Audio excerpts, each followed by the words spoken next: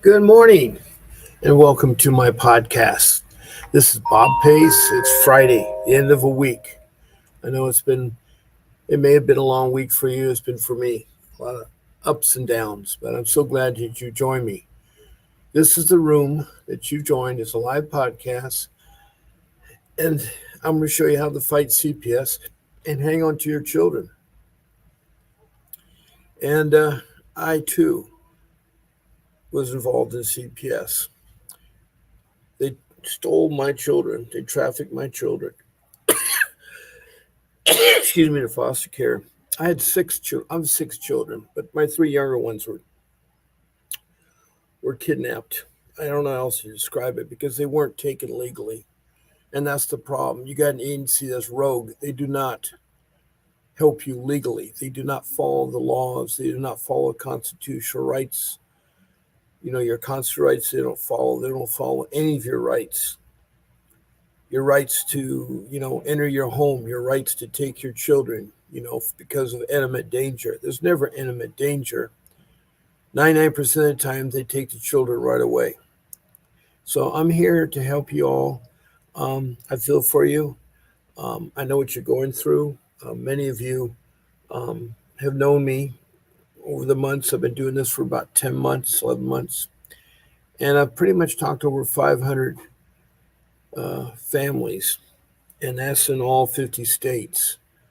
It's all 50 states. And one way to interact with this podcast is that you make your comment with your CPS question. I want to make sure it's understood. It's CPS. We're talking about the Child Protection Services.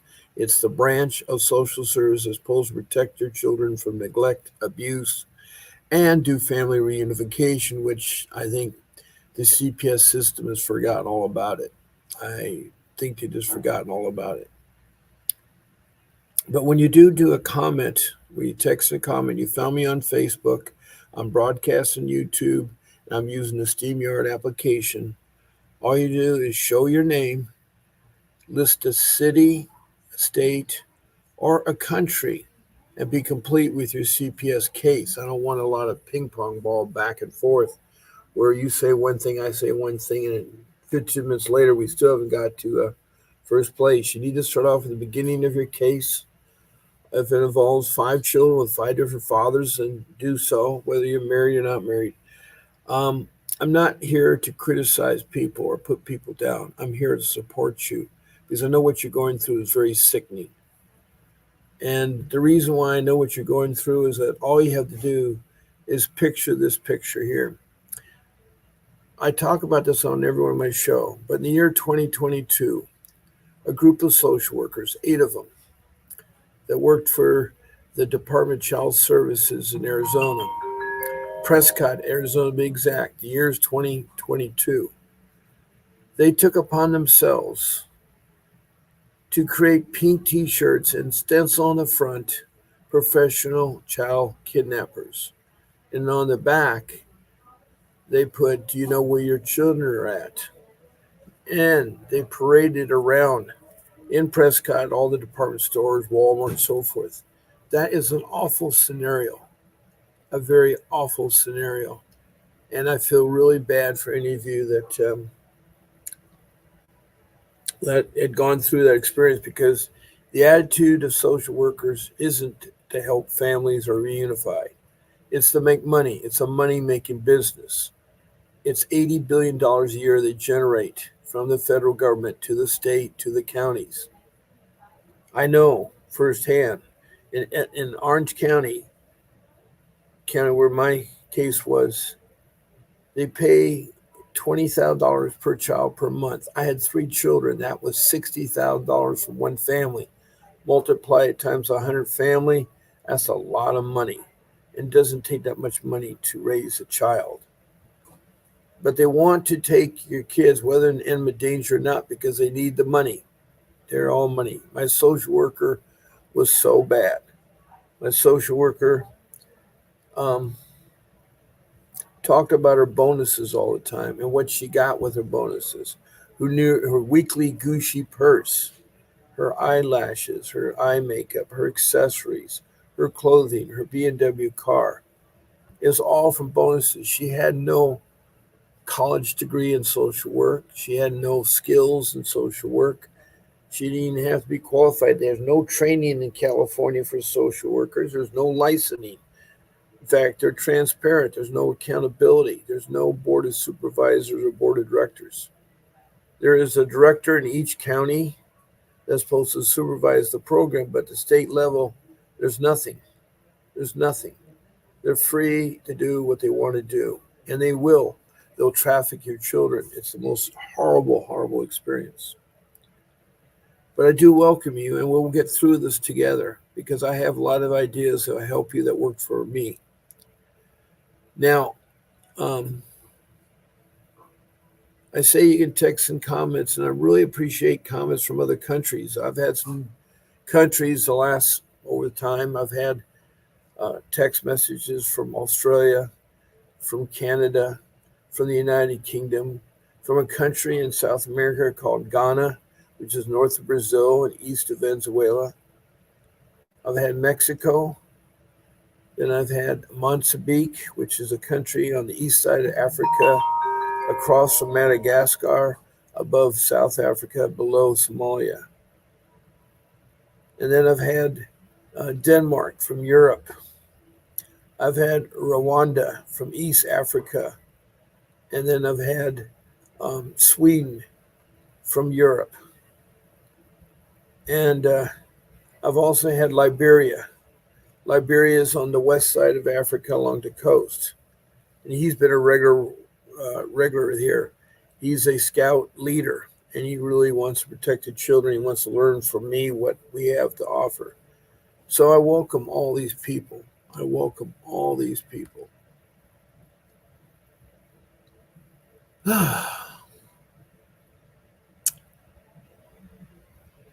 Okay. So all of you, if you have a question or concern, something about CPS, please ask me in the comments section. Now, another way to interact with this podcast is you can call in to my phone. My office number is 626. Whoops, I got the wrong.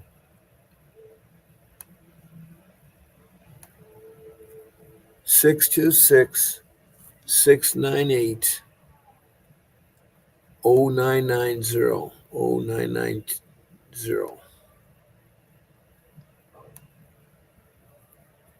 And you can talk on my phone, and I'll put the speaker on, and everybody will hear you in the room. We can talk about your case and see if we can work something out there.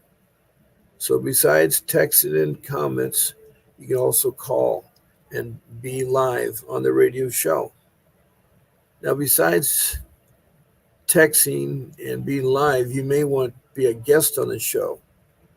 And right now you may not want to talk, but later on you might. So I'd love to have you. And I have a show producer. Her name is Grace. She works really hard behind the scenes, and I thank her for that. To schedule a time to be on my show, and I'm on, 14 days a week, twice a day, one time at 10 o'clock in the morning, and one time at 7 o'clock in the evening for 1 hour. And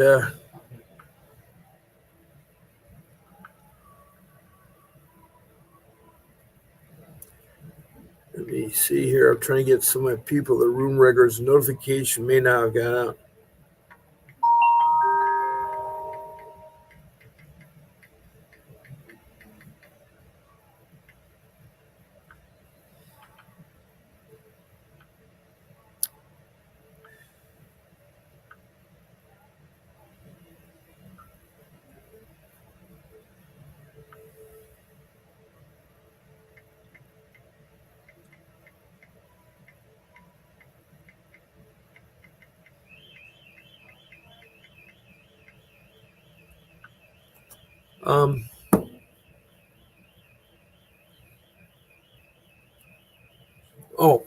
You're going to write an email to my show producer, Grace. Her email address is grace@vincentwdavis.com. That's grace@vincentwdavis.com. Just email her and tell her what day of the show you're on. Again, I'm on every morning at 10 o'clock in the morning, except Sunday I'm on at 8. It's for 1 hour Pacific Standard Time. In the evening, I'm on at 7 o'clock for 1 hour to 8 p.m. And that's Pacific Standard Time. So pick a Monday morning or a Wednesday evening or a Saturday morning or a Sunday evening show. Tell Grace and email her, grace@vincentwdavis.com. That's grace@vincentwdavis.com. And she will help you get on the show. She'll give you the link to StreamYard, and then she'll tell you what to do or what to say and stuff. Now, I just see someone just came to my room, and all right. Hey, Faye, welcome. A warm welcome to you, and I'm so glad you're here. Faye is from Richmond, Kentucky. She's a beautiful mother with a loving heart. You know, she's had trouble all her life. When she was young, I mean, quite young, she was in foster care 5 times during her course of growing up. And foster care was so nice. They've been badgering her as a grown adult. She started to have children. She had a daughter.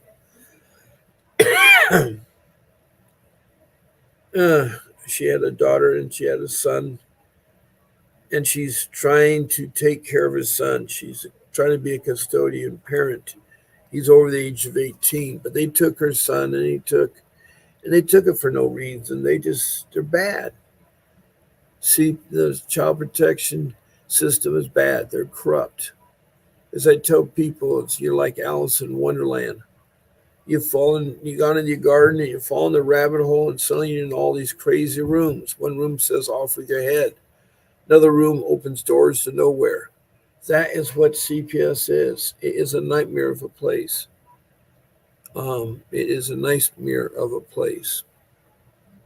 I'm going to put my phone number back up in case someone wants to call in. That's the hard one to remember.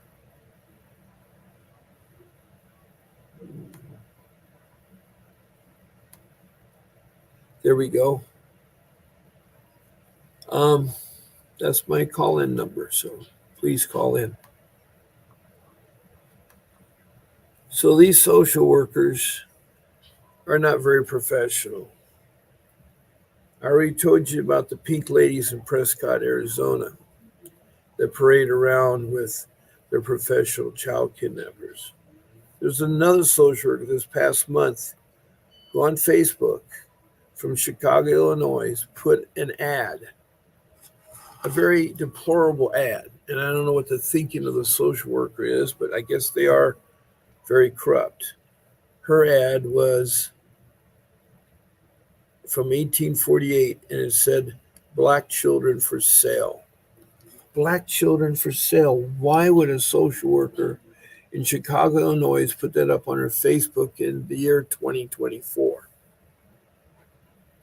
That makes no sense. And that is your social worker.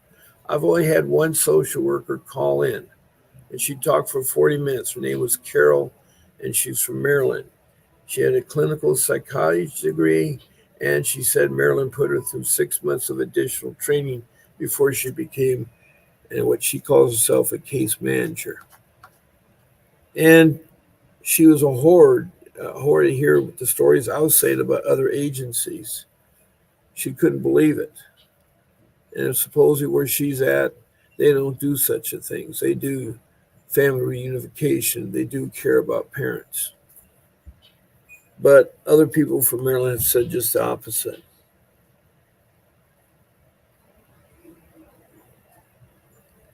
Oh, wow.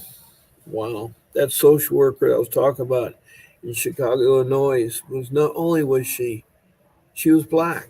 Why would a black woman that's a social worker in Chicago, Illinois, on her Facebook post an ad of 1848 black children for sale?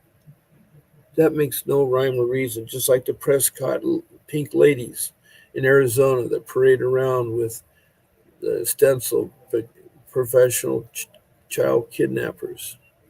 And on the back, do you know where your children are at? I mean, that's who you're dealing with. And yes, it's so hard to change the system. Um, there's lots of ways you can. I mean, we got to get Congress involved. We need to get all the senators, representatives backing up. We need the governor to back us up. But it has to be changed, and it's going to be changed only at the congressional level. The congressional level, the legislative branch of our government. For some of you, I mean, it's three parts. There's the executive, which is your president, his cabinet. There's the judiciary, which are the Supreme Court judges and so forth. Then there's the congressional, which is your Congress, that composed of 100 senators, two from each state, and between 10 and 20 representatives from each state. I don't know what the total representative, but I think it's in the 300 range. And the senators are in the Senate, and the House of Representatives are in the House of Representatives. And those two bodies are the ones that make the changes and help. It does no good to talk to the director. I tried to talk to the director in Orange County. I mean, I tried to talk to him, and it went in one ear, went out the other ear. I met with him. His office, his personal office, is like the Taj Mahal of India or the Emerald Green City of the Wizard of Oz.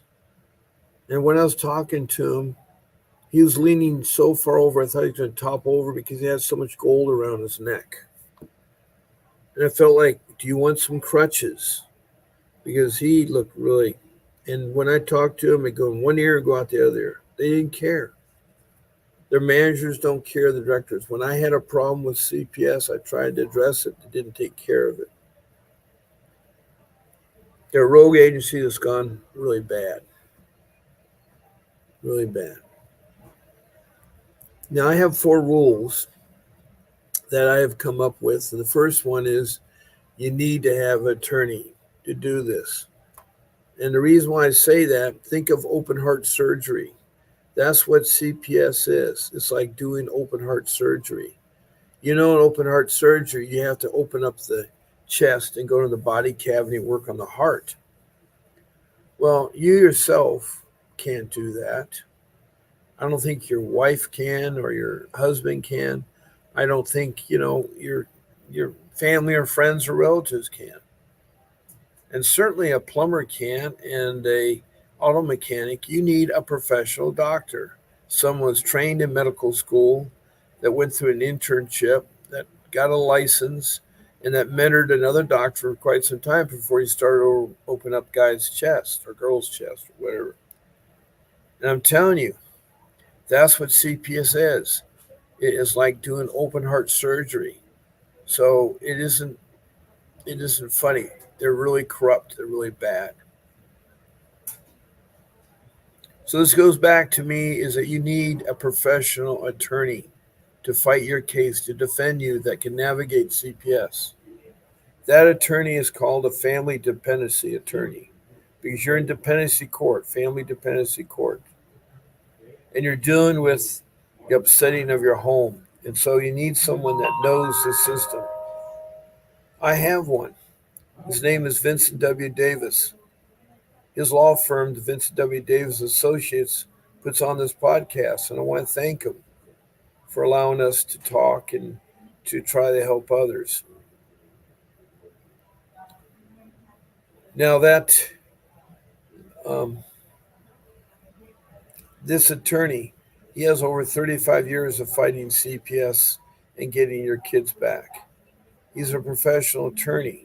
He's a fighter. He's a trial attorney. He has done lawsuits, civil lawsuits against CPS, both in federal and state court, and won.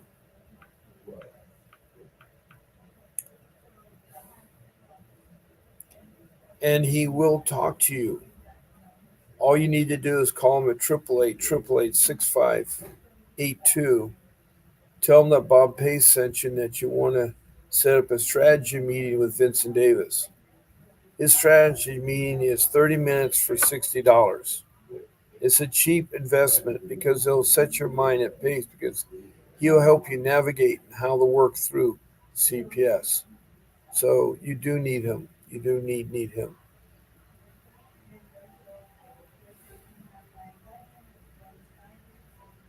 So call in, and when you speak to him, make sure you mention that my name that I sent you. So it's really important that um, you get attorney on board because you're going to try the public defender, and they're not very good. Even the public defenders, there are 30 people or more caseloads. They don't have time for you. They won't fight because they knows they just want to get slam dunking out of there. So they're not worth it. I don't even have to describe it. I've repaid them numerous times, but I get nothing better. Get nothing. Always got something worth.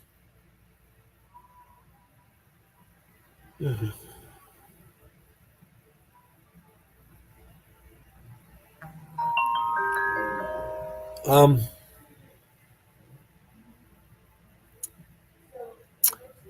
this public defender has clients of 30 or more, so they're not going to be able to see you except the time of the hearing. Also, they don't know how to navigate in CPS. They're friends of the social workers, the CPS social workers. They're friends of the judge. They're friends of the children attorneys. You're working against a lot of strange people in a strange world. I don't know how else to describe it.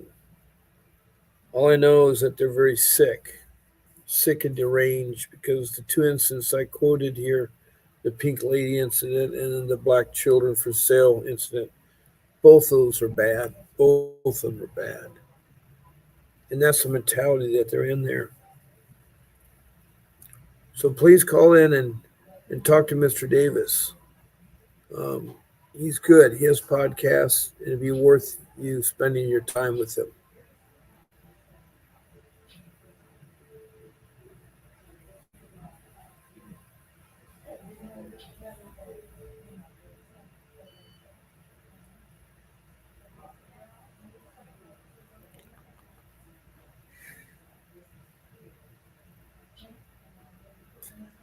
So it is hard what you're going through.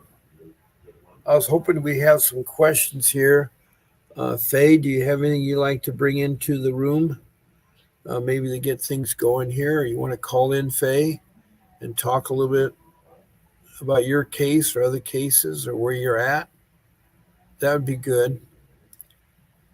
So that's rule number one. Now, rule number two is the notebook, the paperwork, and I didn't do a very good job of that. So you need to get yourself a three ring 6-inch binder, and you're going to stuff it full of college rule notebook paper to write on.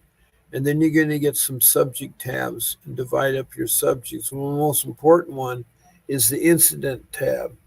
The incident is where things that you've done with the agency, your children, or social service, the parents, relatives, whatever.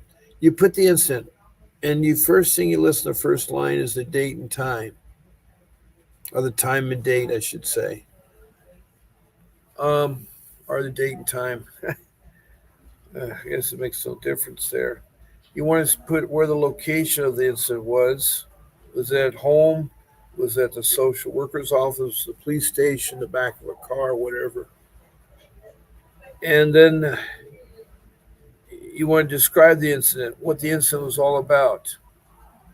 Use very descriptive words and put that down. And then after that, when you're all said and done, you want to put the outcome. The outcome's done, within that day, you can do that. Otherwise, you're just going to have to wait till it comes in and put it in on a later date. Put it on a later date. So that's rule number um, two.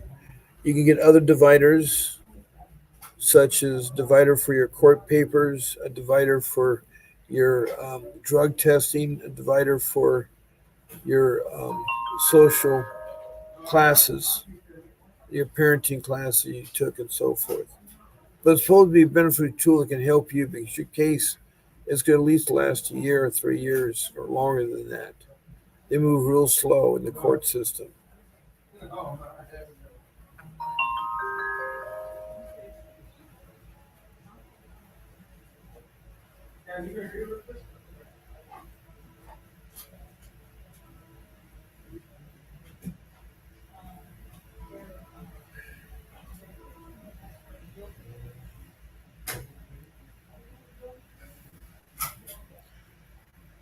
Now, other subjects could be info, such as websites, phone numbers, people you know that'll help you with CPS. Anyway, it's your notebook and use highlighters. Pink and yellow work out pretty good. And highlight things because a year from now you won't remember it. That's why you have the notebook. It's supposed to help you and your attorney. You win your case in court. So that's rule two. Rule three is that you say no to social workers and police. You don't answer them. You don't have to by law. It's simply yes, no answers and be courteous. That's all I recommend you do. Be very leery of all these apparatus. Um, Being attached. You only want to attach as your spouse.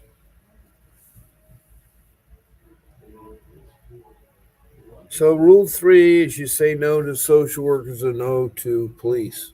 You don't allow them in your home. You don't let them take your children, and those are things you should be doing.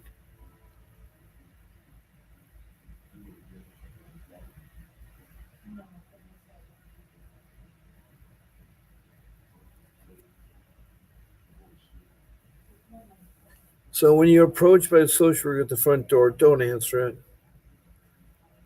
Because if you do, you end up like this guy did at age 24, dead. He was a black airman from the Gainesville, Florida area. He grew up in Alabama. He just recently graduated from high school. He enlisted in the Air Force because he wanted to help out his country. Anyway, he had a nice apartment based on his job as a private gated community. Unbeknownst to him, someone made a complaint of domestic violence as it was coming from his place. He's alone in his place with the FaceTime talk. He didn't have that open. Excuse me, I started counting. He was on FaceTime talking to his girlfriend, and he died on FaceTime. It was terrible. The officer point blank shot 5 rounds into his chest. He made no effort to hurt the guy in the foot or the arm or shoulder, disable him so she could wrap it. Instead, he was being stupid. He could have been shot himself because he had a gun, but it wasn't drawn. But he could have shot right through the door and killed that policeman. So the policemen are bad too. They're bad too.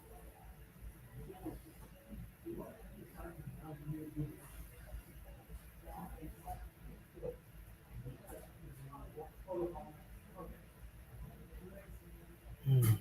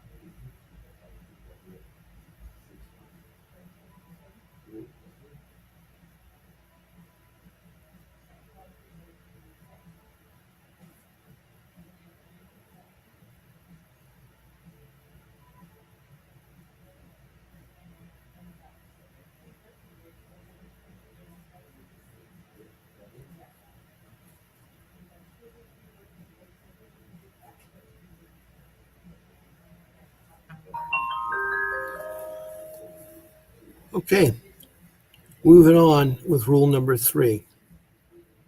If you're outside and you're approached, okay, we got someone calling in. Hello, Faye. How are you? I'm good. How are you? All right, you're fighting the heat, okay? Yeah, I'm good. All right.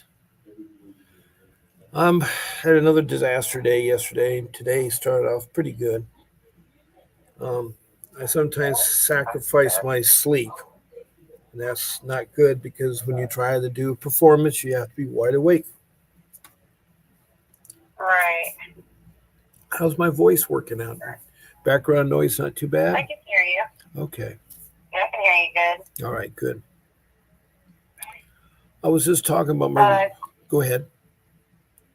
thought I'd call in there and, you know, Oh, I'm see if glad we you could. did. I'm glad you did because I'm looking for something new to talk about, and you always have something new. I usually do. I haven't had much of Yeah, a look looking for anything, new topics, yeah, but yeah, yeah. um, I had a lot of crowd last night, uh, didn't I? yeah, yeah. Mm-hmm. There's a couple of little things maybe that I was gonna Mm-hmm. bring up if I can find it on here. Hold on. That's okay. Well, let me finish with rule number 3. If you meet them outside, you don't have to talk to them. Just be nice and cordially. And then an easy way to get out of talking to social workers or police is I need to talk to my attorney before you go any further. It's your legal and constitutional right. It's called a timeout. You're going to take time out from the police or social worker. Regroup. You may not have a lawyer, but you can pretend that you do. Shoot, you can call me, and I can help you out with your case if it's just starting out or whatever it is there.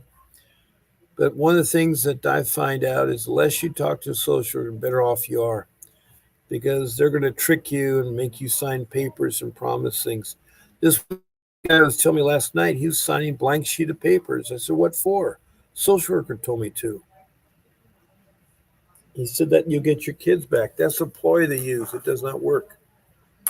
All I tell you is that think of social workers as the pink ladies. The pink ladies that have stencil on the front, professional child kidnappers. That's what they do. It's a money making thing. But so you say no to them, you don't let them in your home, you hide in back your home, you don't have to answer the door. They have to have a warrant. And the warrant's got to be very legit. It's got to have the judge's wet signature and a boss stamp at the bottom. It's got to have described the event.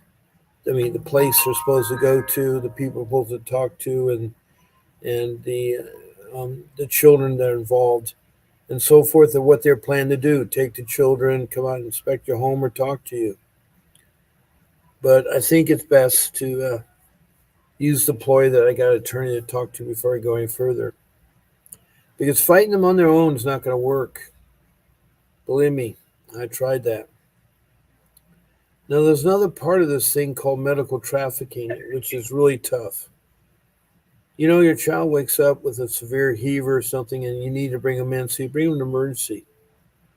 Well, the doctors lately have been saying suspected child abuse. They call it in, and a social worker shows up at the hospital and takes your child.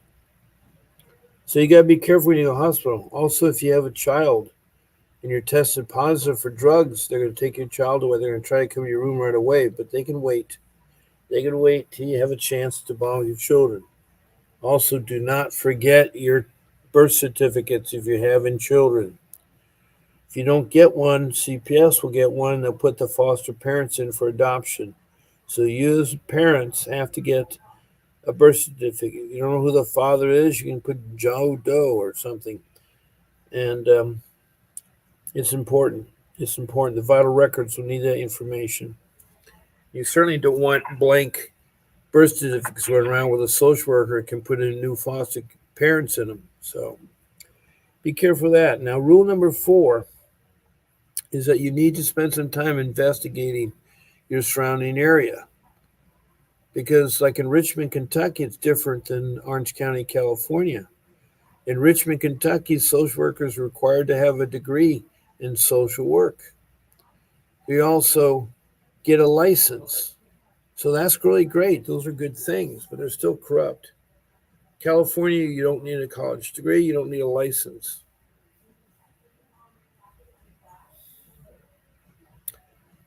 So rule 4 is to study everything is on the internet about where you live, about CPS involvement. Look up stories and history about it because you'll find some things that will help you fight your case. One of the biggest things is not only get an attorney, you need to organize your paperwork in order and organize the plan of attack because they have a tendency to not be transparent and not give you a car, do all kinds of things they're supposed to do.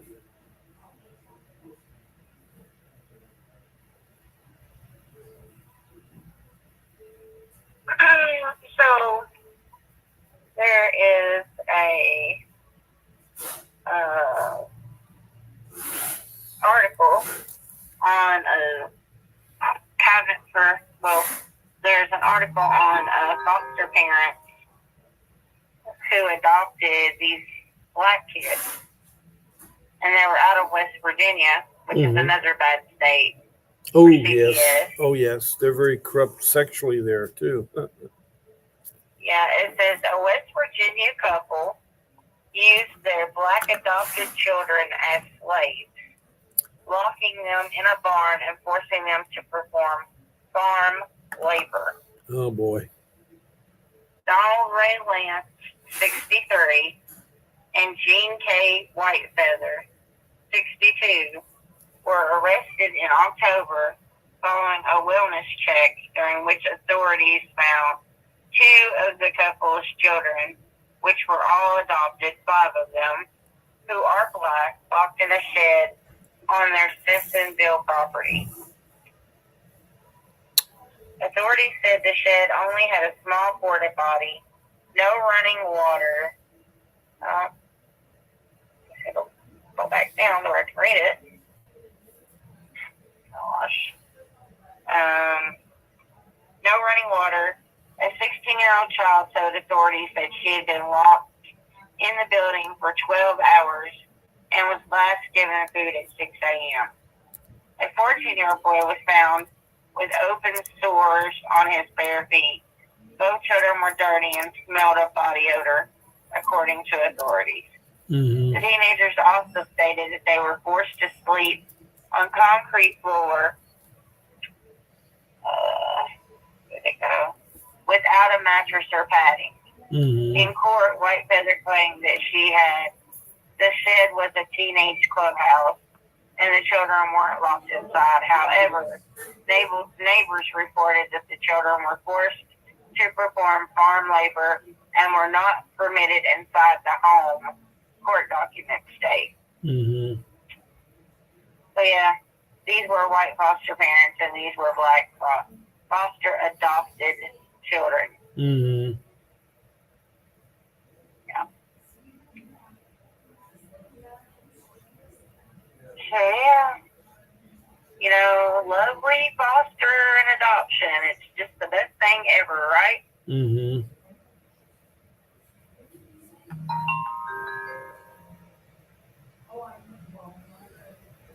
Have anything to say about that, Bob? Well, I've heard that story before. I think you're the one that brought it up. And it's still, to me, it's sickening. And it's a very sickening thing because there was another story that's similar to that when they're involved. The Hart family. 6 kids. Yep, the Hart family. They were really bad. In fact, the oldest guy, who I think, see what his age is, the oldest guy, a 15-year-old, was routine, not once in a while, routine molested the oldest daughter, 11. And nobody ever bothered to stop him, despite every adult in the house knowing about it. All the adults said it wasn't a problem. Why? Because the 11-year-old girl wanted him to do it. Now, come on, 11-year-old girl's going to know to be molested. It's terrible. It is. And he did But something similar to what you said. The little girl, the little girl, when asked the little girl why they thought she wanted, she said in the smallest voice, if I let him do it to me, he doesn't touch any of the other little girls. Mm-hmm. And didn't you tell me the same thing? You said that you allowed that crazy guy to molest you so that the other children, the other girls in the where you're at would not be touched by him. Yeah. And that's a sacrifice that is shameful. It's a sacrifice. It's wrong. It is so wrong. Yeah.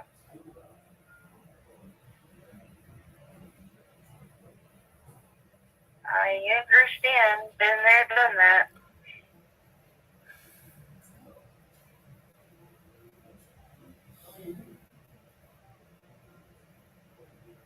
But they're saying, between people who have been, in the foster system is,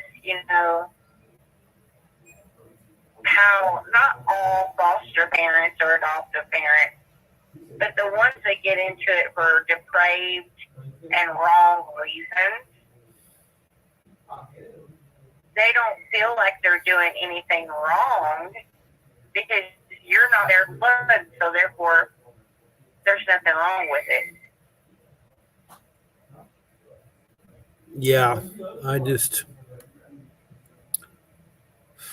where are the social workers for those cases? Well, they're out stealing kids that don't need to be taken.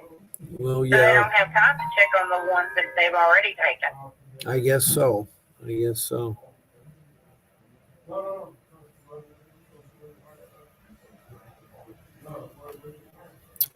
Did you hear about the one about... And even when the social worker knows and you tell them, they just think you're a liar. They don't believe you. Do you know where some... Or if they do believe you, then they're like, well, I don't know what you want me to do. I don't have nowhere to put you. I've done, placed you in all these places, and none of those places have worked out. I don't have anywhere else to move you. So suck it up, Buttercup, and just get along with the people. Yeah. Well, have you ever heard of Somerset, Kentucky? Yep. That's one of the places where my son was when he was in care. Well, the cops there in Somerset custody talked about this crazy old woman named Mrs. Howell and her weird obsession with kids from the family down the street. Apparently, the old lady who lives alone with a multitude of cats seemed to hate kids and their parents, yet at the same time has gotten into her head that if she gets them taken away, they'll be given to her, which she obviously explains is not the case. Now, here are some things that Mrs. Howell called for: that the kids were forming a Mexican drug cartel. The oldest kid was 12 when they asked why she thought so. Her evidence was that the other mother is Mexican. That was the evidence. She further said that they kept little boys about 5 chained up outside on a leash next to the dog. When the cops investigated, they found the family didn't even have a dog. This old lady, Mrs. Howe, claimed to have been inside the home and said it was covered in roaches, described as they were sleeping out on the walls. When the cops asked the family, Mrs. Howe never stepped foot in their house. Another time, when the mother was pregnant, Mrs. Howe said she asked her if she wanted to buy her a new child. Again, investigation on no evidence and led to a very disturbed mother. Mrs. Howe insists the father of the family be arrested for mowing his lawn drunk. Apparently, the poor family was always nice and clean, and I bet aspiration very polite. The kicker was You had to check every case. A poor CPS are often in tow because a few years back in Cincinnati, there was an incident where a foster boy wound up dead to CPS negligence. They always know Mrs. Howe a, was an old lunatic. That on in Somerset, Kentucky. I don't know if you've heard about that case, but it was bad. Yeah.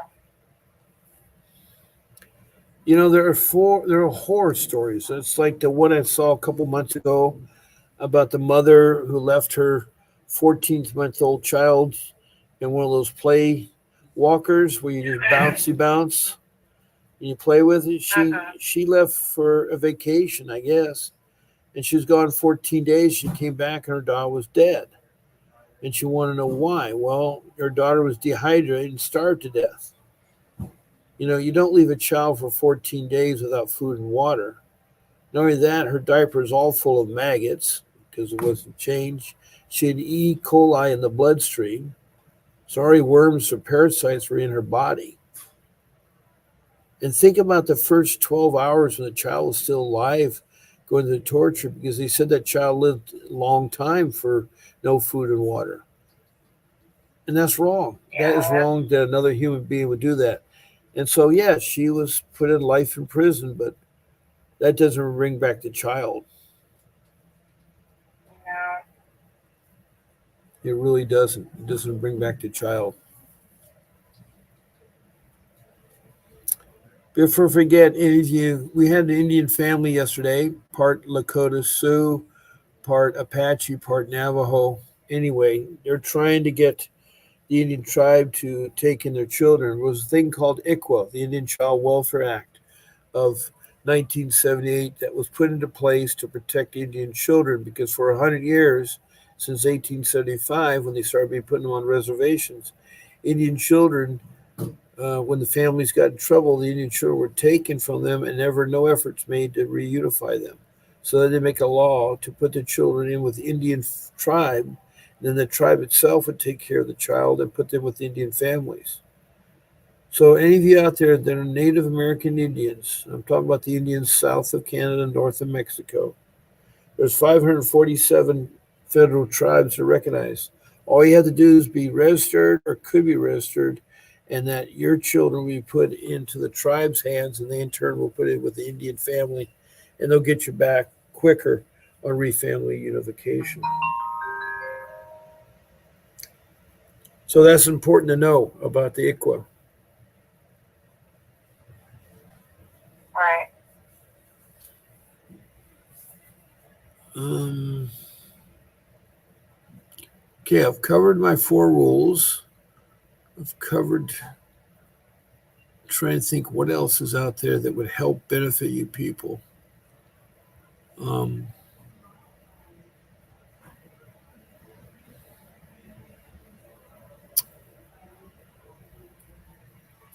well, with your case, Faye, why is it so difficult to get your son, to get custody of your son? Why is it taking so long?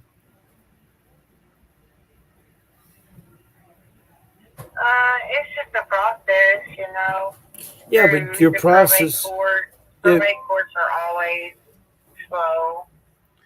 yeah, but haven't you been doing it for a long period of time? No, it's been about 3 months. It usually takes between Okay, 3 and 6 months to get that together. okay. Well, I hope it does. I really do. I don't know how Yeah. Danielle's doing, Danielle doing with her son, who's 18, stuck in Texas. She's trying to get custody Right. of her child too. She's a special need. She has custody. Well, she's going to get custody of her brother too to take care of.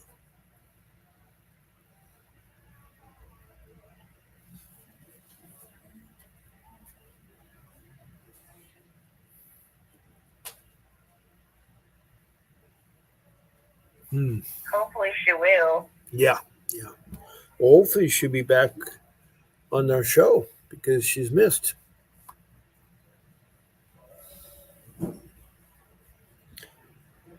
Do you ever want to be a co-host where you could be shown live and talk, or is it just better this way? You like this way the best? It was originally my plan, but where I've not been feeling too good, and I've been having to have all this dental work and stuff done. It's just been Okay. hard to do. Okay.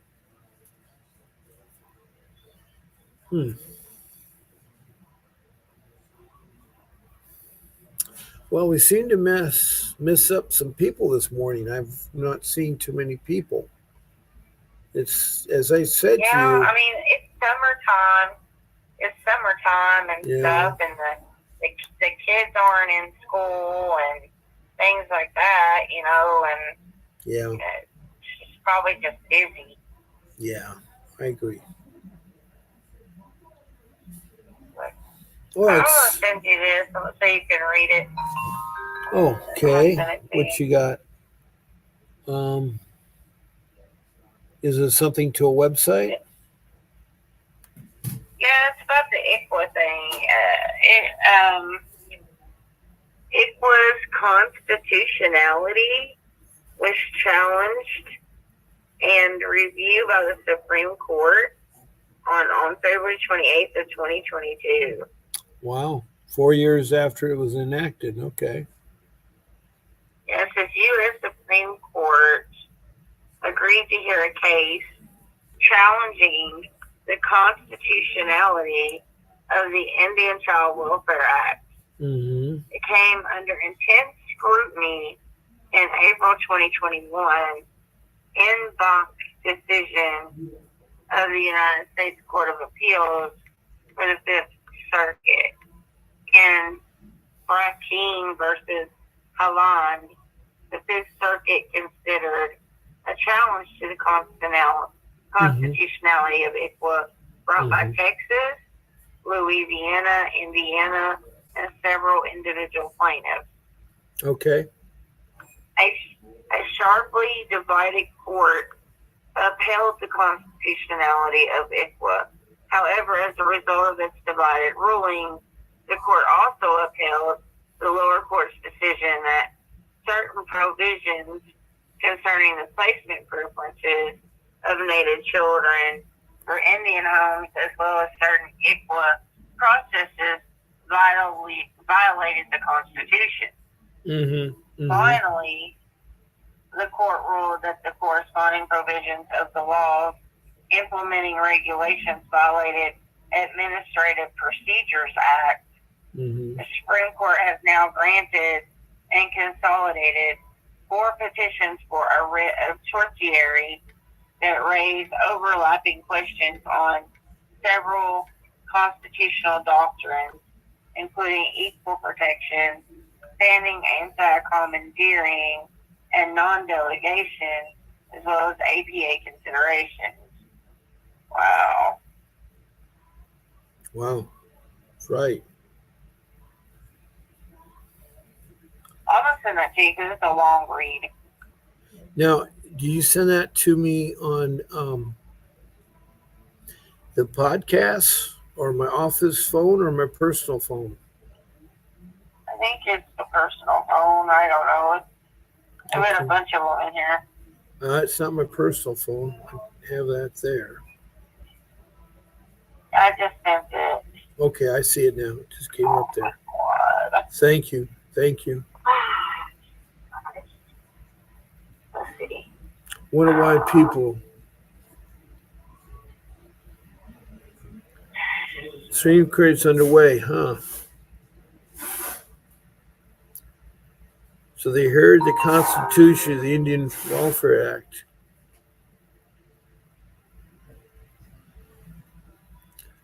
Huh.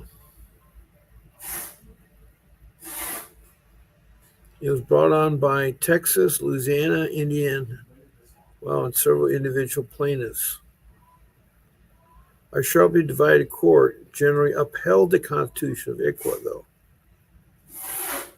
They held the Constitution, so that didn't change. That certain provisions concerning the placement preferences of Native children for Indian homes, as well as certain ICWA process violated the Constitution. How did they violate? I think the Child Protection Agency violates ICWA all the time because they never try to find the tribe or get the people registered.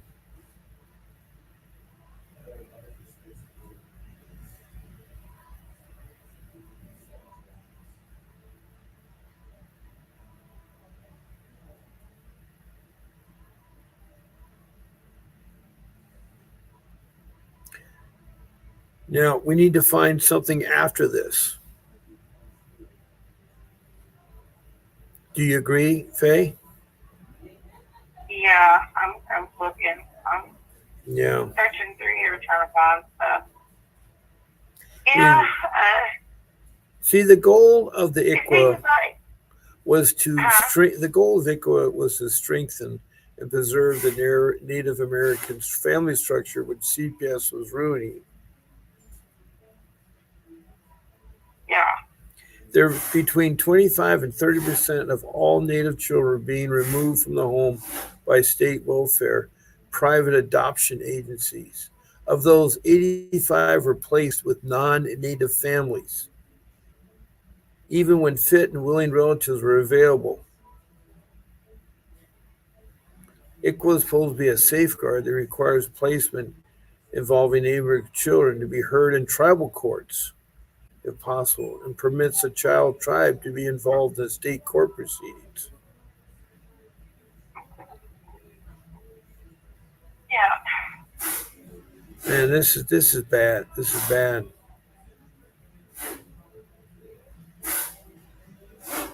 There's anything good No, about CPS in my book. no, you're right. You're right.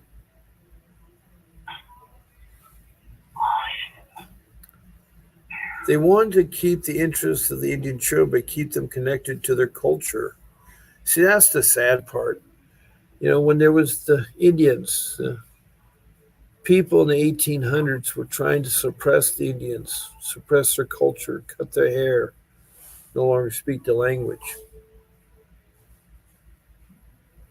Right.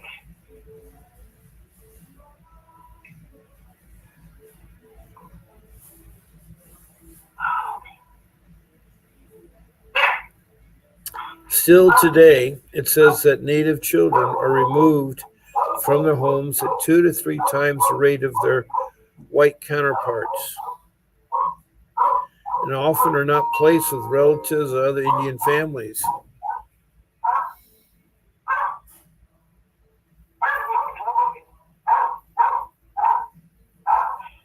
And Native families are often the most likely to have children removed from their homes as a first resort, and least likely to be offered family support. Okay, all right.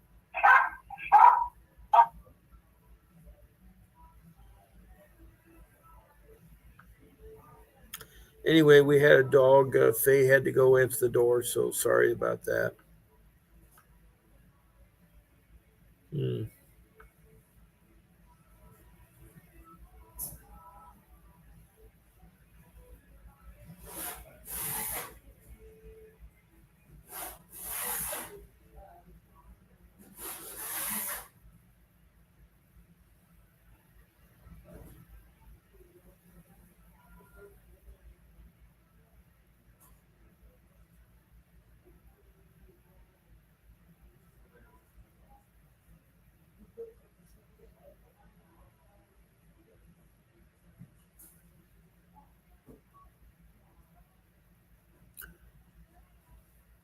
So we had Faye from Richmond, Kentucky, that was sharing some information and comments about the ICWA. So I'm glad that she came on from Richmond, Kentucky. She's been on before about a lot of different things, so she's really good about that. So.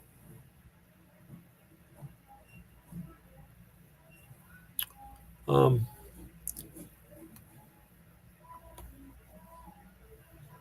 we have about, let me see here. We got ready to close the show here. It's fast approaching 11 o'clock. So I want to thank you all for listening. I want you not to give up. Um, I want you all to keep fighting for your children. And I'll see you tonight at 7 o'clock p.m. my time, that's Pacific Standard Time, for our next show. I want to thank Faye for calling in and talking from Richmond, Kentucky. I want to thank all of my listeners. And don't forget the 4 rules that I covered. God bless you. And this is Bob Pace signing off.